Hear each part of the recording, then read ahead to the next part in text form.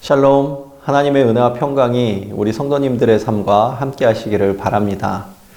저는 오늘 시편 122편의 말씀 가운데의 1절과 6절의 말씀을 가지고 잠깐 샬롬의 말씀을 전하고자 합니다.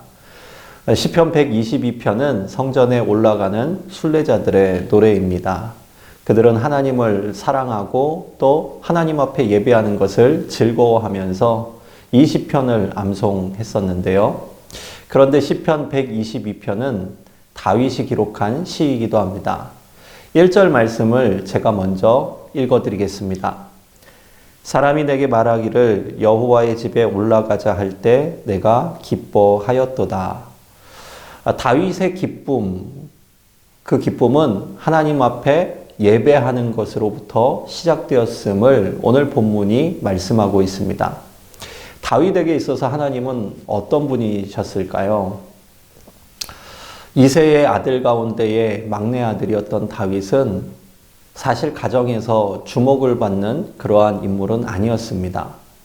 사무엘이 이스라엘의 왕을 세우기 위하여서 이새의 집에 방문했을 때 그의 형들과 아버지 이새는 함께 모여서 누가 왕이 될 것인가에 대한 부분을 궁금해하면서도 막내 아들이었던 다윗은 초장에서 양떼를 몰게끔 하였죠. 그만큼 그는 막내로서 가정 안에서도 주목을 받지 못하는 인생이었습니다. 하지만 그러한 목동 다윗을 하나님께서는 기억하셨고 하나님께서는 주목해 주셨습니다.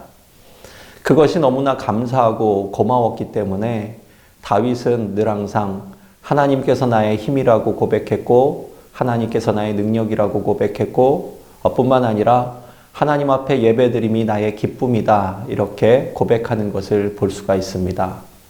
세상에서 여러 가지로 치이고 또 힘들고 어려운 가운데에서 이 말씀을 우리가 묵상할 때에 이 말씀이 위로가 되고 힘이 되는 이유는 하나님께서 나의 마음을 알아주시는 분이시기 때문입니다.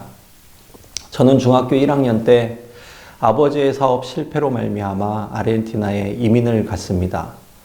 이민하면 좋은 것 같이 느껴지고 또 아름다운 환경에서 행복하게 살 것 같이 그러한 꿈을 꾸고 지금도 이민을 떠나시는 분들은 많이 계신다고 생각을 합니다. 그런데 막상 제가 중학교 1학년 때 이민을 가서 느꼈던 것은 백인 사회에서의 고립이었습니다. 언어가 통하지 않았습니다. 문화도 전혀 익숙하지 않았습니다. 심지어 집 밖에 나오면 길을 찾는데도 너무나 어렵고 힘들었습니다. 그러한 어린 나이에 하나님께서는 땅끝 아르헨티나로 저를 보내셔서 외로움 가운데에서 하나님이 나의 기쁨이라는 것을 알려주셨던 때가 있었습니다. 유일하게 언어 소통이 되는 곳, 유일하게 하나님 앞에 나의 마음을 온전히 맡기고 기도할 수 있는 곳, 그곳이 바로 하나님의 집이었기 때문에 저는 중학교 때 이민을 가서 이민교회에서 하나님 앞에 기도하며 날마다 하나님 나를 불쌍히 여겨주십시오. 나에게 힘을 주십시오. 내 삶의 모든 것을 알고 계신 하나님, 오늘도 나에게 힘을 주시고 능력을 더해 주시는 그 하나님의 능력으로 이 한 주간을 살 수 있도록 도와주십시오. 기도하곤 하였습니다. 어쩌면 하나님께서 그 기도를 기쁘게 보셔서 오늘날 저와 같은 사람을 목회자로 세워주셨고 또 이렇게 귀한 온누리교회에서 섬길 수 있도록 기회를 주신 것이 아닌가 하는 생각을 해보게 됩니다. 오늘 기쁨이라는 단어를 가지고 다윗은 하나님께서 나의 기쁨이라고 이렇게 고백을 하고 있는데 그 기쁨이라는 단어가 오늘 시편 122편 6절에는 또 다른 표현으로 다음과 같이 소개되는 것을 볼 수가 있습니다. 6절 말씀 제가 읽어드리겠습니다. 예루살렘을 위하여 평안을 구하라. 예루살렘을 사랑하는 자는 형통하리로다. 예루살렘을 사랑하는 자가 형통할 것이다. 왜 다윗이 예루살렘을 사랑하는 것이 곧 형통이라고 이야기를 하였을까요? 당시에 하나님의 성전이 있는 그곳이 예루살렘이었기 때문입니다. 그래서 이스라엘 사람들은 예루살렘을 바라보면서 하나님의 성전을 떠올리게 되었죠. 그곳에 하나님의 거룩한 임재의 처소가 있었기 때문입니다.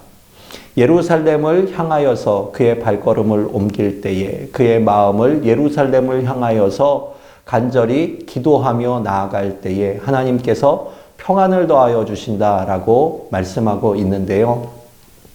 이것이 곧 다윗의 삶의 기쁨과 연결이 되는 것을 볼 수가 있습니다. 평안이 없으면 기쁨을 누릴 수가 없습니다. 근심 가운데에 우리는 기쁨을 만끽할 수 없기 때문입니다. 오늘 하나님 앞에 예배를 드리는 자가 평안과 기쁨을 누릴 수 있다라는 이 말씀은 곧 하나님의 임재를 상징하는 겁니다.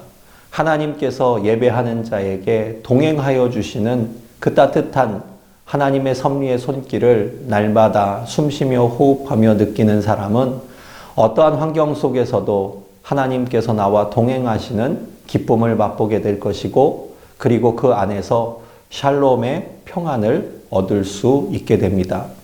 그렇다면 예루살렘은 어떤 곳일까요? 예루살렘은 하나님의 임재가 있는 그곳은 모두 예루살렘이라고 우리가 해석할 수 있습니다. 오늘 내 삶의 예루살렘은 하나님을 떠올리며 하나님 앞에 기도하는 모든 곳이 될 수 있고, 하나님 앞에 예배하는 모든 곳이 곧 예루살렘이 될 수 있습니다. 오늘도 하나님 앞에 예배함으로 내 삶의 모든 것을 채워주시고 이끌어주시고 인도하여 주시는 그 하나님의 능력 아래서 하나님, 내가 평안을 얻길 원합니다. 기도하며 간구하는 우리 성도님들의 삶 속에 하나님의 은혜와 평강, 거룩한 샬롬의 기쁨이 함께하여 주시기를 주님의 이름으로 간절히 축원합니다. 감사합니다.